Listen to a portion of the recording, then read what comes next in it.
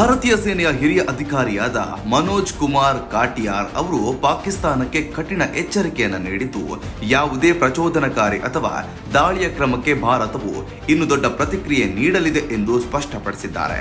ಕಳೆದ ವರ್ಷ ನಡೆದ ಆಪರೇಷನ್ ಸಿಂಧೂರ್ ಕುರಿತು ಮಾತನಾಡಿದ ಅವರು, ಭಾರತೀಯ ಪಡೆಗಳು ಭಯೋತ್ಪಾದಕ ತಾಣಗಳು, ಸೈನಿಕ ನೆಲೆಗಳು ಹಾಗೂ ವಾಯುನೆಲೆಗಳನ್ನು ನಿಖರವಾಗಿ ಗುರಿಯಾಗಿಸಿಕೊಂಡಿದ್ದವು ಎಂದು ತಿಳಿಸಿದ್ದಾರೆ. ಸಾರ್ವಜನಿಕ ವೇದಿಕೆಯಲ್ಲಿ ಮಾತನಾಡಿದ ಲೆಫ್ಟಿನೆಂಟ್ ಜನರಲ್ ಕಾಟಿಯಾರ್ ಅವರು, ಭಾರತ ತನ್ನ ಭದ್ರತಾ ಹಿತಾಸಕ್ತಿಗಳನ್ನು ರಕ್ಷಿಸುವಲ್ಲಿ ಯಾವುದೇ ಸಂಶಯವಿಲ್ಲದೆ ಕ್ರಮ ಕೈಗೊಳ್ಳುತ್ತದೆ ಎಂದು ಹೇಳಿದರು. ಕಳೆದ ವರ್ಷ ಆಪರೇಷನ್ ಸಿಂಧೂರ್ ಸಂದರ್ಭದಲ್ಲಿ ಭಾರತೀಯ ಸಶಸ್ತ್ರ ಪಡೆಗಳು ಸೂಕ್ಷ್ಮ ಗುಪ್ತಚರ ಮಾಹಿತಿಯ ಆಧಾರದ ಮೇಲೆ ಗುರಿ ಸಾಧನೆ ನಡೆಸಿದ್ದವು.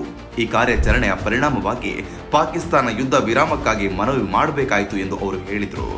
ಅವರ ಹೇಳಿಕೆಯ ಪ್ರಕಾರ ಭಾರತವು ಭಯೋತ್ಪಾದನೆಗೆ ಶೂನ್ಯ ಸಹಿಷ್ಣುವಿತೆ ಅಂದ್ರೆ ಝೀರೋ ಟಾಲರೆನ್ಸ್ ನೀತಿಯನ್ನು ಅನುಸರಿಸುತ್ತಿದ್ದು, ಗಡಿ ದಾಟಿ ನಡೆಯುವ ಯಾವುದೇ ಕೃತ್ಯಗಳಿಗೆ ತಕ್ಷಣ ಮತ್ತು ತೀಕ್ಷ್ಣ ಪ್ರತಿಕ್ರಿಯೆ ನೀಡಲು ಸಿದ್ಧವಾಗಿದೆ. ಯಾವುದೇ ತಪ್ಪು ಸಾಹಸಕ್ಕೆ ಭಾರತ ನಿರ್ಣಾಯಕ ಉತ್ತರ ನೀಡುತ್ತದೆ ಎಂದು ಅವರು ಎಚ್ಚರಿಕೆಯನ್ನು ನೀಡಿದ್ದಾರೆ. ಅಗತ್ಯವಿದ್ದರೆ ಆಪರೇಷನ್ ಸಿಂಧೂರ್ 2.0 ನಡೆಸುವ ಸಿದ್ಧತೆ ಭಾರತೀಯ ಪಡೆಗಳಿಗೆ ಇದೆ ಎಂಬ ಸಂದೇಶವನ್ನ ಅವರು ನೀಡಿದ್ದಾರೆ. ಭಾರತ ಪಾಕಿಸ್ತಾನ ಸಂಬಂಧಗಳು ಕಳೆದ ಕೆಲವು ವರ್ಷಗಳಿಂದ ಉದ್ವಿಗ್ನತೆಯನ್ನ ಕಂಡಿದೆ. ಗಡಿ ಪ್ರದೇಶಗಳಲ್ಲಿ ಗುಂಡಿನ ಚಕಮಕಿ, ಉಗ್ರ ಚಟುವಟಿಕೆಗಳು ಹಾಗೂ ರಾಜತಾಂತ್ರಿಕ ತಕರಾರುಗಳು ಎರಡು ದೇಶಗಳ ನಡುವಿನ ವಿಶ್ವಾಸವನ್ನು ಕುಂದಿಸಿದೆ.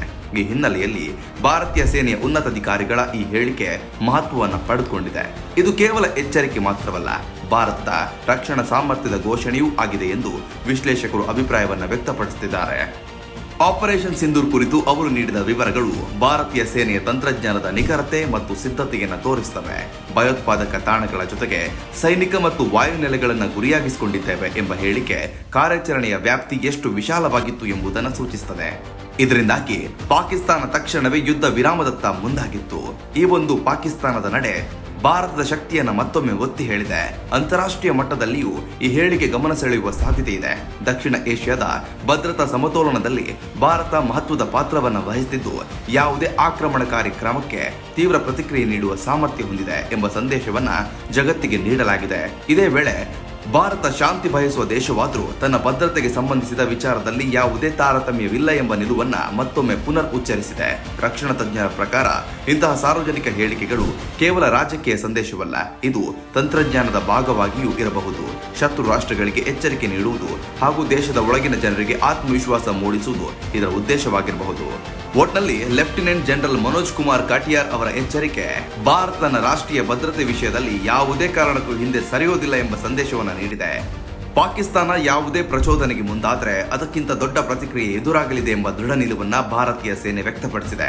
ಆಪರೇಷನ್ ಸಿಂಧೂರ್ 2.0 ಎಂಬ ಉಲ್ಲೇಖವು ಭಾರತ ಸಶಸ್ತ್ರ ಪಡೆಗಳ ಸಿದ್ಧತೆ ಮತ್ತು ತಂತ್ರಜ್ಞಾನದ ಸಂಕಲ್ಪವನ್ನು ಪ್ರತಿಬಿಂಬಿಸುತ್ತದೆ. ಭಾರತದ ಈ ನಿಲುವಿನ ಬಗ್ಗೆ ನಿಮ್ಮ ಅಭಿಪ್ರಾಯ ಏನು ಅನ್ನೋದನ್ನ ದಯವಿಟ್ಟು ಕಮೆಂಟ್ ಮೂಲಕ ತಿಳಿಸಿ. ಧನ್ಯವಾದಗಳು. ಯಾವುದೇ ಸುದ್ದಿಯ ಅಪ್ಡೇಟ್ ಅನ್ನ ಮಿಸ್ ಮಾಡ್ಕೊಳ್ಬಾರ್ದು ಅಂದ್ರೆ ಈಗ್ಲೇ ಒನ್ ಇಂಡಿಯಾವನ್ನ ಸಬ್ಸ್ಕ್ರೈಬ್ ಮಾಡಿ. ನಿಮಗೆ ಬೇಕಾದ ಭಾಷೆಯಲ್ಲಿ ಎಲ್ಲಾ ಸುದ್ದಿ ತಿಳಿಬೇಕು ಅಂದ್ರೆ ಒನ್ ಇಂಡಿಯಾ ಆಪ್ ಅನ್ನ ಡೌನ್ಲೋಡ್ ಮಾಡ್ಕೊಳ್ಳಿ.